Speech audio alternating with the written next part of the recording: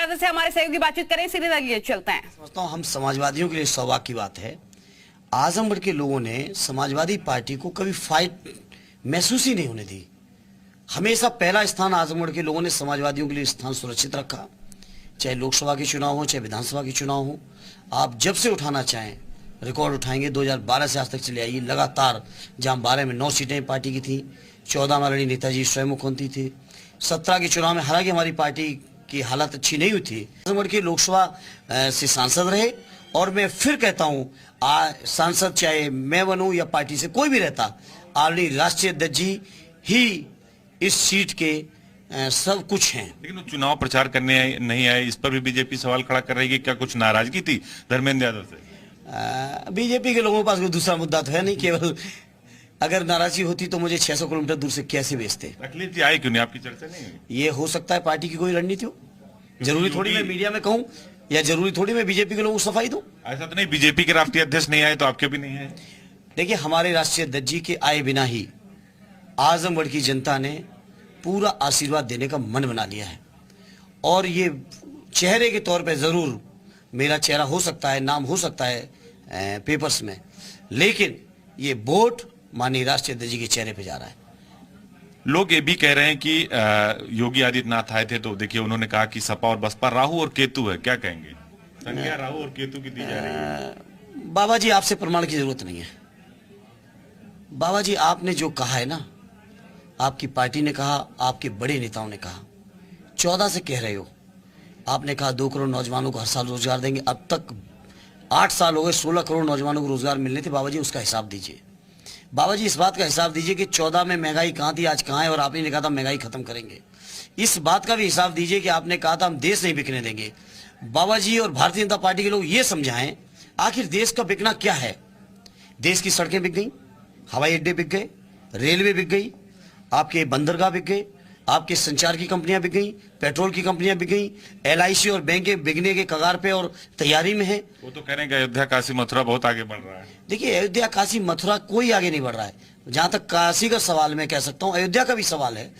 Already राष्ट्रीय अध्यक्ष जी ने जो काम उस समय किए उस कार्यकाल में, वो अलग बात है कि मीडिया के साथ ही आप दिखा पाए ना दिखा पाए, व्यक्तिगत तौर पर जरूर महसूस करते होंगे। नहीं, दिखाते भी हैं। नहीं, राष्ट्रीय अध्यक्ष जी के काम कहां दिखा रहे? बताइए, आज तक गंगा जी साफ नहीं हुई और राष्ट्रीय अध्यक्ष जी ने वरुणा कब साफ करा के दिखाई थी। आपके अयोध्या में काम के लिए जमीनें नहीं ले पा रहे हैं, ले रहे हैं तो शोषण हो रहा है, घोटाले हो रहे हैं। जो DM, कलेक्टर, कप्तान, कमिश्नर बनाए जा रहे हैं, उन्हीं के परिवार के लोग जमीन एक्वायर हमने सबसे पहले चलाई थी एक्शन, उसके लिए आपको धन्यवाद। लेकिन उसी अयोध्या के अंदर ब्राह्मण लोगों के जमीनों के मुआवजे नहीं दिए आपने।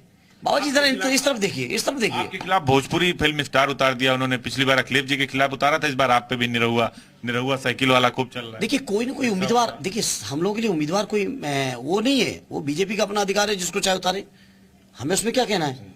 कोई ना कोई तो आता ही। आपकी लड़ाई किससे मानते हैं, बीजेपी से, BSP से? मैं इसके लिए मैं आजमगढ़ के लोगों को सलाम करता हूँ, प्रणाम करता हूँ, नमन करता हूँ कि समाजवादियों को कभी लड़ाई महसूस ही नहीं होने दी। पहला स्थान समाजवादियों के लिए सुरक्षित रखा, दूसरे तीसरे चौथे की लड़ाई जिसको लड़नी हो लड़ते रहें, और बहुत कंफर्टेबल मार्जिन से रखा है। कभी कोई टाइट फाइट में आने नहीं दिया आजमगढ़ के लोगों ने। हमेशा एक बहुत कंफर्ट जोन में समाजवादियों को रखा, चाहे 10 के 10 विधायक हों। ऑलरेडी राष्ट्रीय अध्यक्ष जी का चुनाव, ऑलरेडी नेताजी का चुनाव, 2017 का चुनाव, 12 का चुनाव, सामने है सब चीजें। बीजेपी ने पूरा मंत्रिमंडल उतार दिया, डिप्टी CM, अध्यक्ष, प्रभारी राधा मोहन सिंह, AK शर्मा, बहुत सारे मिनिस्टर यहाँ आए। कैसे मुकाबला कर रहे हैं आप? हाँ, कुछ लोग ये भी कह रहे हैं कि वोट कहीं पड़ेगा बीजेपी जीतेगी, ये भी लोग कह रहे हैं। फिर सवाल EVM का होगा, कुछ लोग कह रहे हैं, लेकिन ये लोग इस बात का एहसास रखें, ये आजमगढ़ की जनता है। लोग तो कहते हैं पब्लिक सब जानती है, सब जानती है, आजमगढ़ की जनता है। और आजमगढ़ की जनता ने अभी 3 महीने पहले सुरक्षा करके दिखाई थी EVM की, और इस चुनाव में भी वोट डालने से लेके वोट गिनाने तक रक्षा सुरक्षा की जो भी आवश्यकता होगी, आजमगढ़ के लोग करके दिखाएंगे उसको। आखिरी सवाल आपसे सर, कि जिस तरह आजमगढ़ की एक कहा जाए पृष्ठभूमि है, लगातार समाजवादी पार्टी यहाँ काबिज रही है, नेताजी आए, यूनिवर्सिटी बनाए, अखिलेश जी आए, और अब धर्मेंद्र यादव की जिम्मेदारी उन्होंने दी है, और आखिरी दिन आपने नामांकन किया, समय बहुत कम था आपके पास, तो कैसे एक रणनीति बनाएंगे, क्योंकि पूरी बीजेपी का फोकस आजमगढ़ पर ही है? देखिए, धर्मेंद्र तो मैं कह सकता हूँ एक उम्मीदवार है, चेहरा है, कोई ना कोई रहता। आजमगढ़ के बारे में इतना कहूंगा, मैं उम्मीदवार हूँ, ये मेरे लिए सौभाग्य की बात है कि मुझे पार्टी ने मौका दिया यहाँ के लोगों की सेवा का। कोई भी उम्मीदवार होता, साइकिल पर जो बैठ के आता, आजमगढ़ के लोग उसको लोकसभा तक जरूर पहुंचाते। बीजेपी ये भी सवाल खड़ा कर रही है, विपक्ष ये भी कह रही है कि आजमगढ़ से प्रत्याशी नहीं दिया, आपको कभी कभी बाहरी और लोकल कर देते हैं वो लोग। ये आजमगढ़ की जनता इसका जवाब देगी, इसका जवाब आजमगढ़ के लोग देंगे, उसमें ज्यादा कहने की जरूरत नहीं है। और बीजेपी के लोगों से पूछो भाई उनके जो लीडर है वो कहाँ के हैं और कहाँ से जाके चुनाव लड़ रहे हैं। हम तो अपने ही घर में, नेताजी के दूसरे घर में, राष्ट्रीय अध्यक्ष जी के दूसरे घर में, बाकी उनके नेता कहाँ से कहाँ जा रहे हैं। जरा इस बात को तो जवाब दें। जब किसी पे एक उंगली उठाएं तो 3 उंगली पीछे पहले अपनी तरफ देखें, पहले अपने गिरेबान में झांकें कि क्या कह रहे हैं। आज रोड शो करने जा रहे हैं, क्या रणनीति है? अब मात्र कुछ घंटे बचे, आज शाम को प्रचार थम जाएगा। बिल्कुल, वो तो एक प्रक्रिया है प्रचार थमने की, वो थमेगा ही। जितना मिल सकता था इतने कम समय में सहयोग, समर्थन, और इस गर्मी में जहाँ 45, 47, 48, 50 डिग्री तक टेम्परेचर गया हो, इस गर्मी में जो मेहनत की आजमगढ़ के हमारे साथियों ने और पार्टी के और भी साथी जो बाहर से आए हैं पार्टी के सम्मान के लिए, उन सब का मैं इस मौके पे केवल हृदय से आभार व्यक्त करता हूँ, धन्यवाद देता हूँ। थी कि मुख्तार अंसारी के परिवार को लेकर कि उनको बीजेपी प्रताड़ित कर रहा, अब्बास अंसारी प्रचार भी कर रहे थे आपका। बिल्कुल कर रहे हैं, वो हमारे सहयोगी दल सुहेलदेव भारतीय समाज पार्टी के विधायक है, निर्वाचित सम्मानित विधायक है। मऊ की जनता ने उन्हें 50,000 वोटों से चुनाव जिता के भेजा है।